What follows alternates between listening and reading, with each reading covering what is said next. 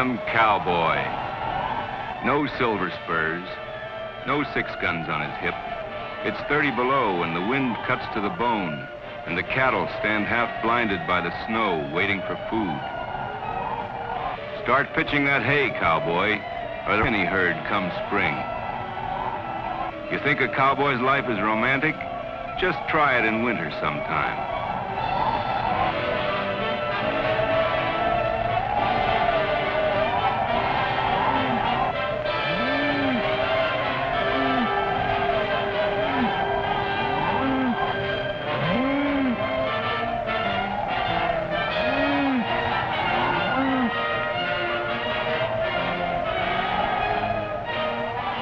I know.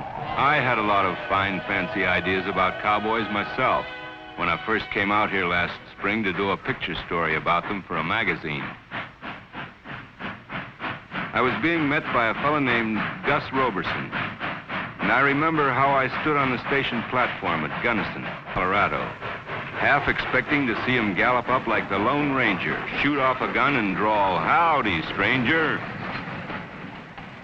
When he arrived in a pickup truck, I found myself thinking, he doesn't look like any cowboy I ever saw.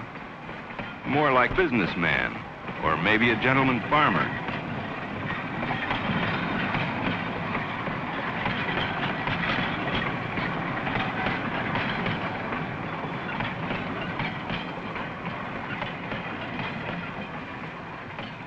Gus saw right through me. As we drove off, he said, "I don't know what kind of a story you aim to do about cowboys, but if it's the old Wild West stuff, I'm afraid you're not going to find it around here." He was right.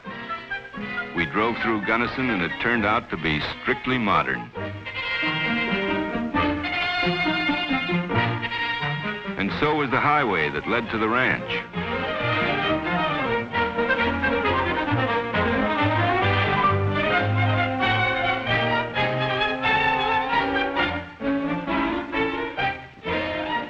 Gus owns one of the finest ranches in the area.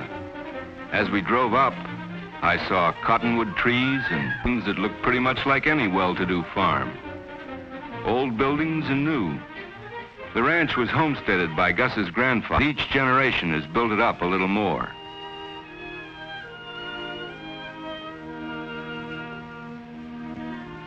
Gus introduced me to a couple of his right-hand men, and I began to change my idea of how a cowboy really looks.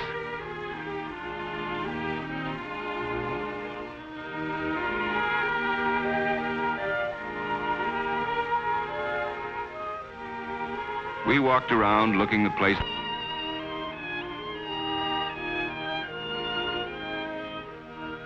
It's smaller than I thought it would be, only a few hundred acres of meadowland.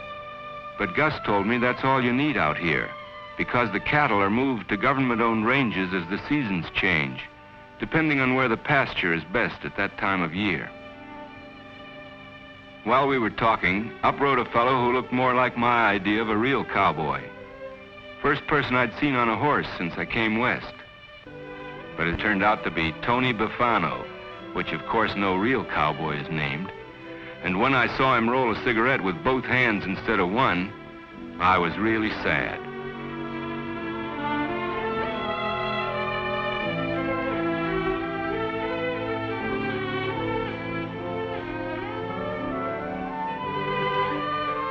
Gus wanted me to go for a ride around the ranch, and there was no way I could get out of it. I put on my brand new blues and went out like a steer going to slaughter.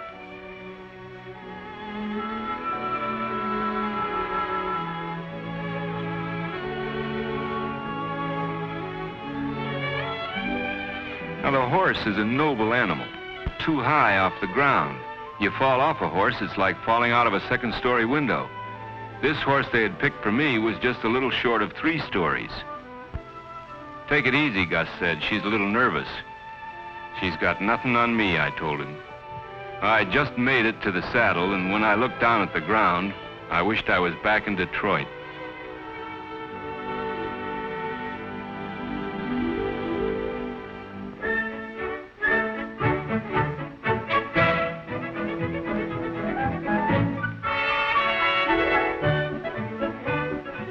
The horses walked for a while, and Gus told me how Gunnison lies just west of the Great Divide, in the heart of the Rocky Mountains. Then my horse began to trot, and I was too busy hanging on to listen. But even on a horse, I could see that this was great country.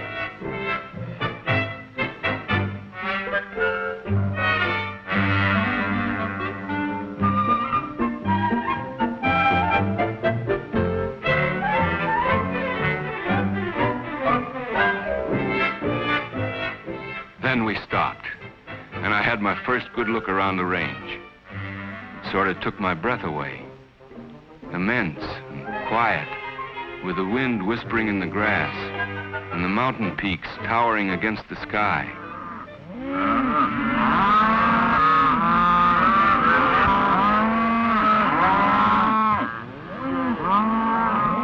I got my first look at cowboys in action when I went out to take pictures of them branding calves. And now it began to look more like the Old West.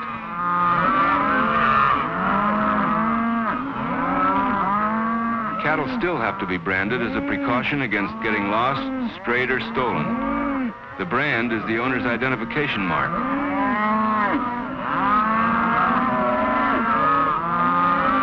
Branding burns away the hair and only sears the skin enough to leave a scar. The Roberson brand is the quarter circle L. A brand can be changed, so as an added precaution, the calf is earmarked. At the same time, it is dehorned by applying a paste which eats the horn away. Each calf is inspected for pink eye and inoculated against blackleg, a disease which used to wipe out whole herds before the serum was discovered.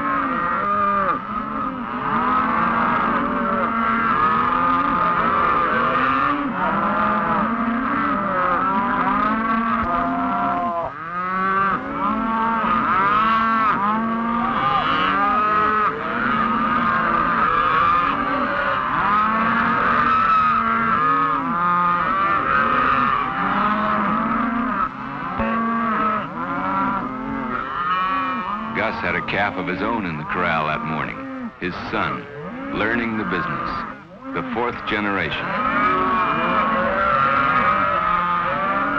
It was rough, hard work, but Gus was right in there sweating it out with the other cowboys.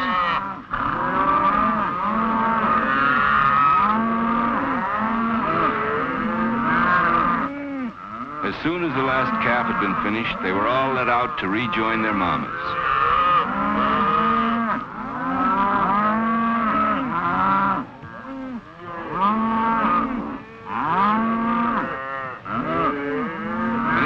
The thing about cattle is that every cow can tell her own calf by the scent.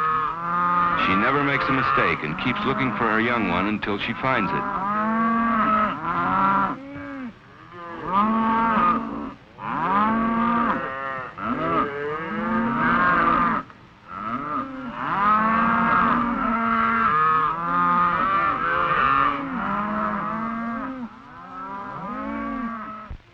By this time, the boys had worked up a healthy appetite.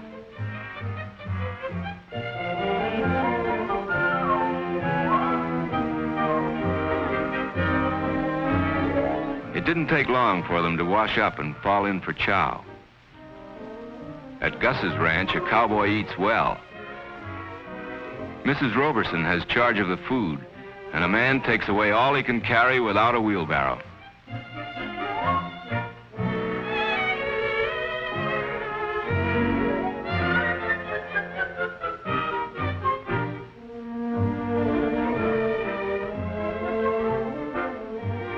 For a while, the only sound was the chomping of jaws.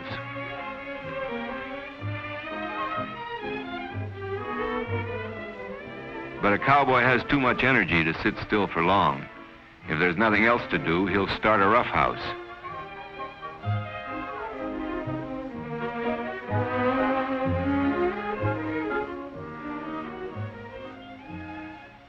A cowboy's everyday chores keep him plenty busy. He's a jack of all trades. Besides being nursemaid to the pedigreed stock, he has to know how to be a blacksmith and shoe his own horse. When something needs to be built or repaired, he turns carpenter. He's an expert at grooming a prize bull for a show. He can milk a cow as well as any farmhand. And in springtime, he's out there in rubber boots with a shovel, digging irrigation ditches.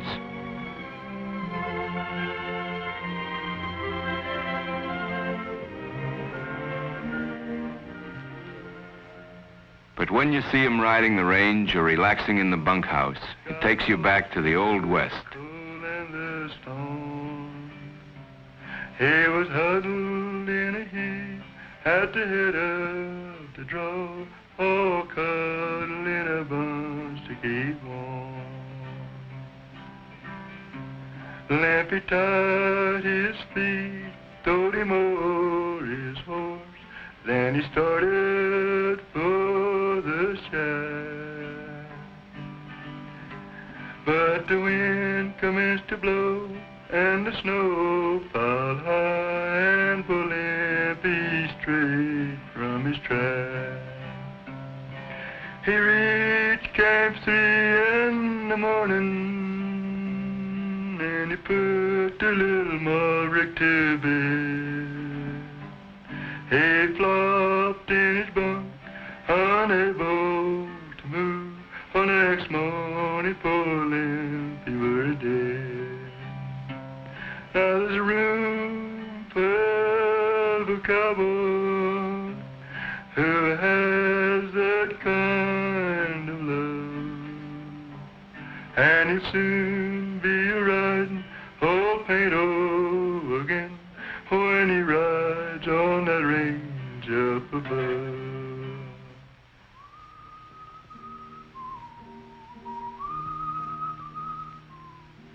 All through May and June, the cattle have been moving up into the foothills to graze. Along about July, the grass there turns brown too, and now starts the long drive up into the mountains where the green pastures lie. Every year, the trail they take is about the same. Cattle will follow like sheep, so the cowboys pick a bull and a couple of cows who know the way and use them as leaders. With this advance group goes the trail boss, and the main herd follows. I leave no thing. I'm gone to Montana.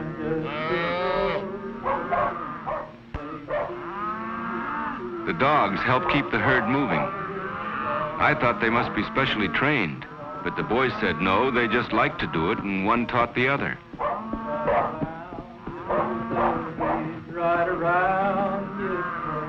I was right up there with the rest of the boys. The herd was only going 3 miles an hour. And the song, one went to Denver and the other went home. His wife, she died in a polio fight, and still he keeps singing from morning till night. The trail leads across rocky slopes and gullies and through woods, and the cowboys have their hands full keeping the herd together.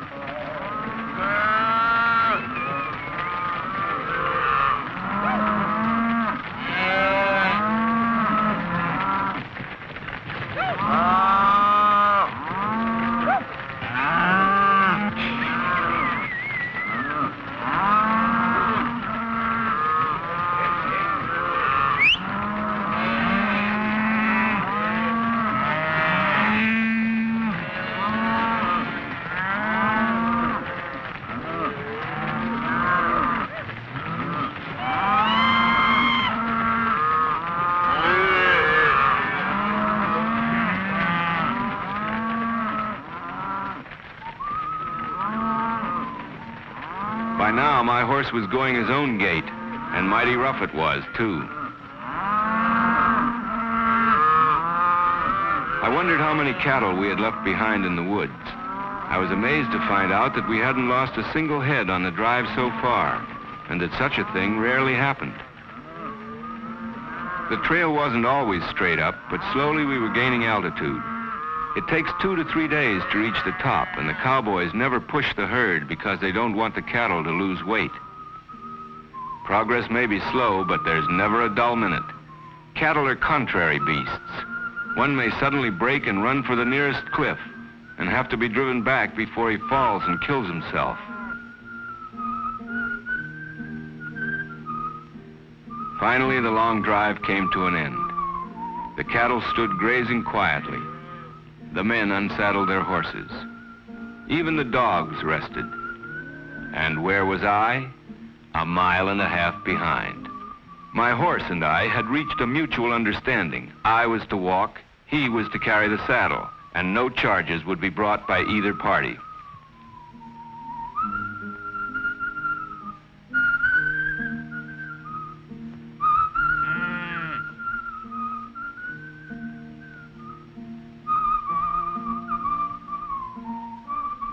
I took quite a kidding from the boys when I arrived, but I was so glad to sit down I didn't care.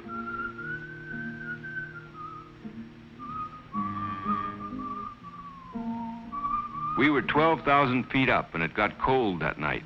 We needed the campfire and plenty of hot coffee to keep warm.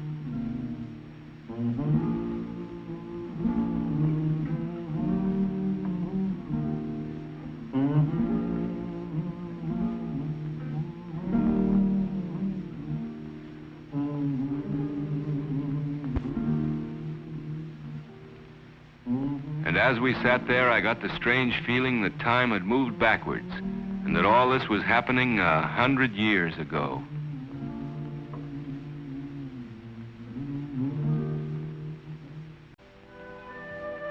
All summer long, the cattle from the many ranches in the valley stay cool and high in the mountains, grazing and putting on weight. This is part of the national forest. The land is public domain, and the ranchers pay an annual fee for the use of these ranges.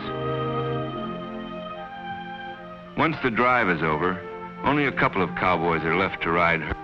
After the rough, hard work they've done all spring, riding the summer range seems like paradise. The long days roll past slowly, full of sun and space and silence. And after a while, this loneliness and grandeur throws a spell over the cowboy. He too becomes touched with silence and solitude, which gives him an extra air of dignity and a certain timeless quality as well.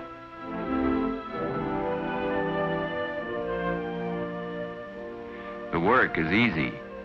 He puts out salt lick for the cattle, sees that none of them stray too far from the main herd, and keeps a wary eye out for cattle thieves.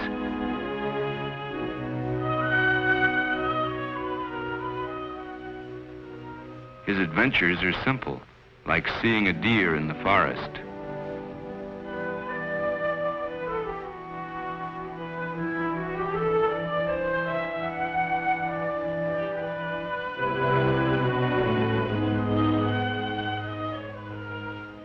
If he wants fish for dinner, he cuts a branch for a rod, catches a grasshopper for bait, and pulls a couple of trout out of some clear, cold mountain stream.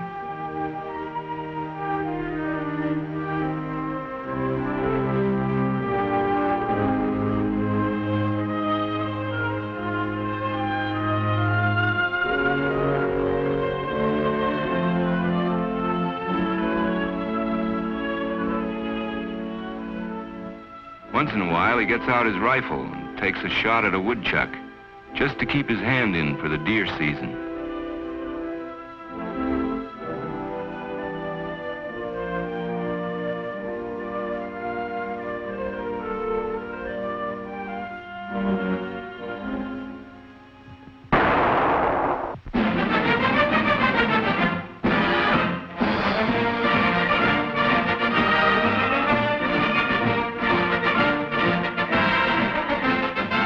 Meanwhile, back in Gunnison, the rodeo is livening things up.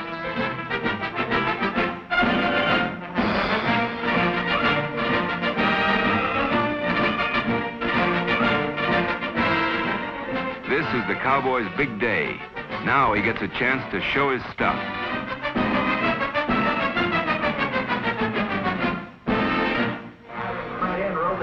The everyday work of the boys from the ranch is transformed into spectacular events that show their skill and daring. First comes calf roping.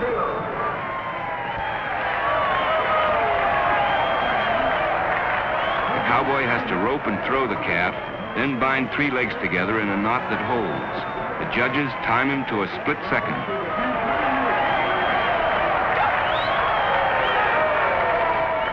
The horses are trained to keep the rope tight so the calf can't get back on his feet. If they don't, this is what happens.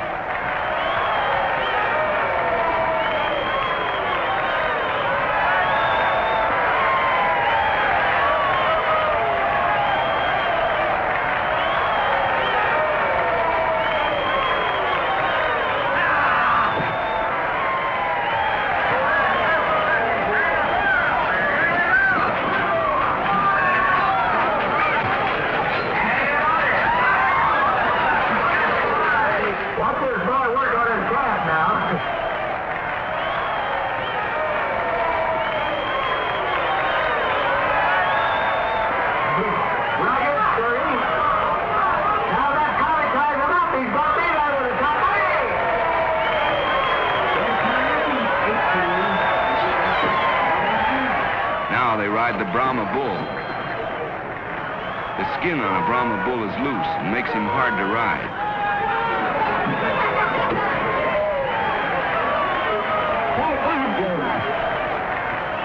His horns are sharp and he's plenty mean. He'll gore you if he can.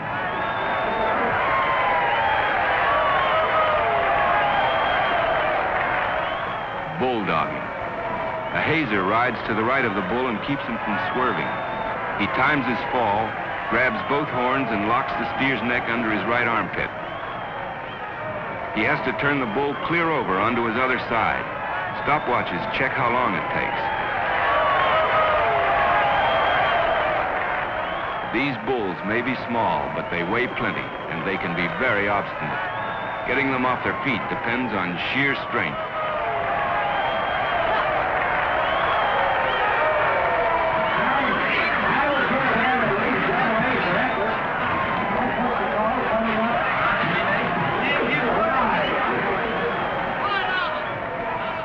Time often runs out just trying to bring them to a halt.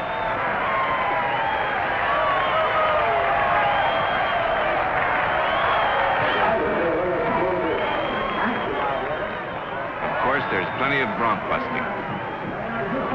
A rider has to stay on for 10 seconds. The bell signals the time.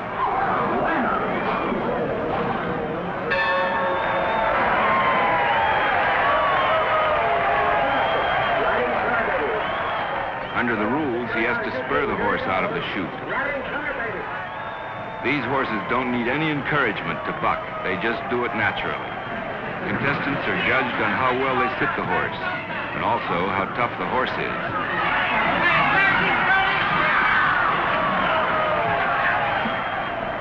This year, the horses were plenty tough. One of them, named Babyface, had never been ridden for more than 6 seconds.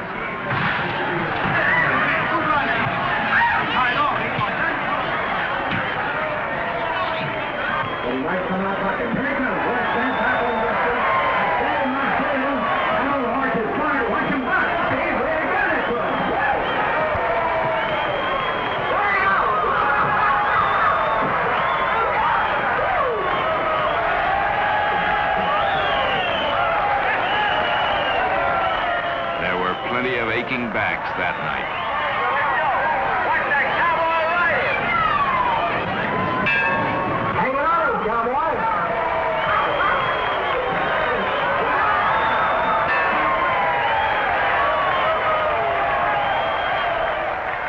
After what I saw out there, you'll never get me on a horse again. A cowboy is a part-time farmer, too. He has to grow hay for the cattle to eat during the winter.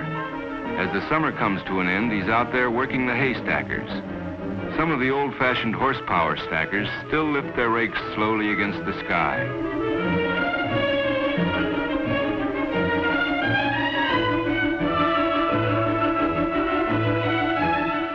But more and more machines are coming onto the landscape and making the cowboy's life easier. The tractor and its multiple uses are revolutionizing this part of the cattle industry. Even so, hay is a major project on the ranch. In the spring, the meadows are soaked with water and the feed crop shoots up fast and high. Then the water is cut off, and the summer heat dries the crop so it can be mowed and stacked.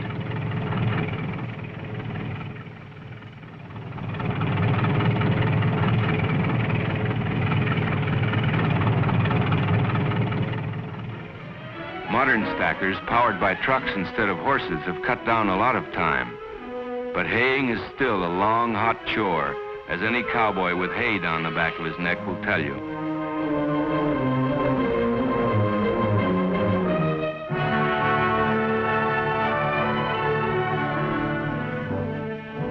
You can tell it's fall when there are haystacks in every field. The boys have ridden fence until every wire is strung taut. High up in the mountains where the cattle are, the leaves are turning and the wind has a touch of ice in it. And now the herds are rounded up and driven down into the valley again.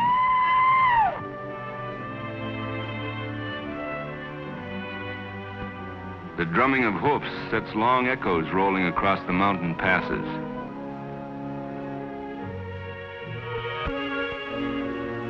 Down from the pastures they come, each herd with a different brand on its flanks. The I Bar from Powder Horn, the Lazy JC from South Beaver Creek, the Crossbar from Upper Tomichi, the JEO from Old Agency, the T Quarter Circle from Red Mountain, the Bar V7 from Swampy Pass, and the Quarter Circle L out of Gothic. Down, down they come.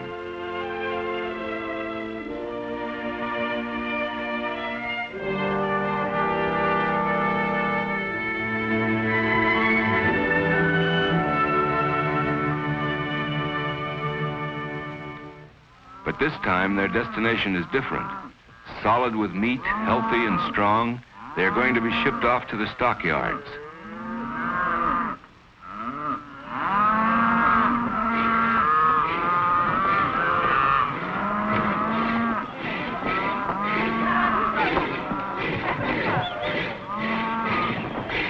This is the most exciting day of the year for the cowboy.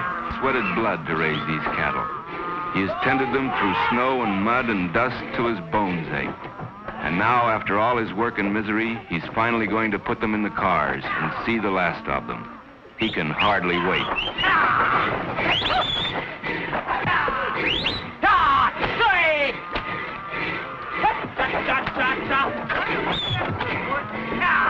Bring along, cattle! I get calling, no kind of falling!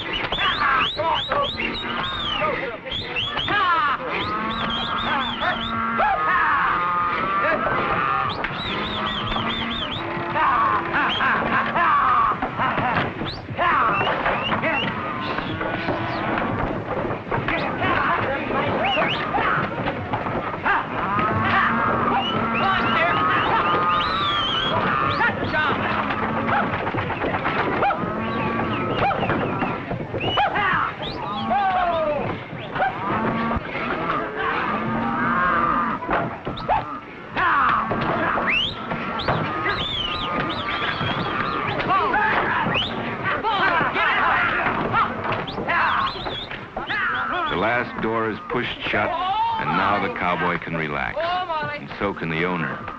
This is the payoff.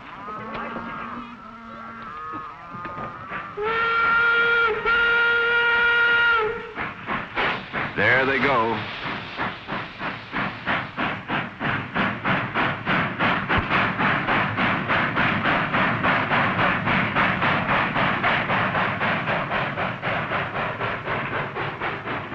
Nobody will be able to rest for long. Back at the home ranch, the base herd will have to be nursed through the hardest season of all.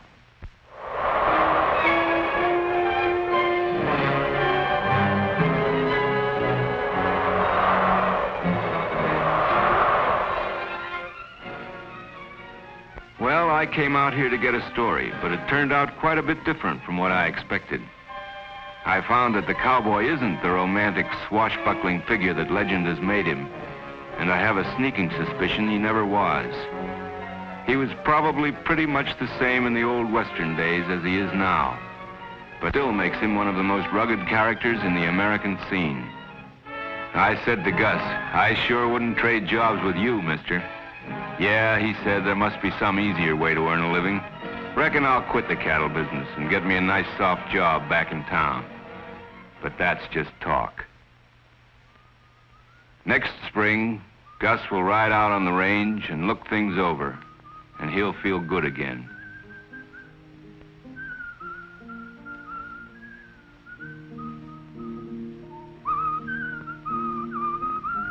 Leave the range? Not Gus. Never in this world. The range is a cowboy's home. All day on the prairie in the saddle I ride, not even a dog boy to trot by my side. My fire I must kindle with chips gathered round and boil my own coffee without being ground. My fire I must with chips gathered round and boil my own coffee without being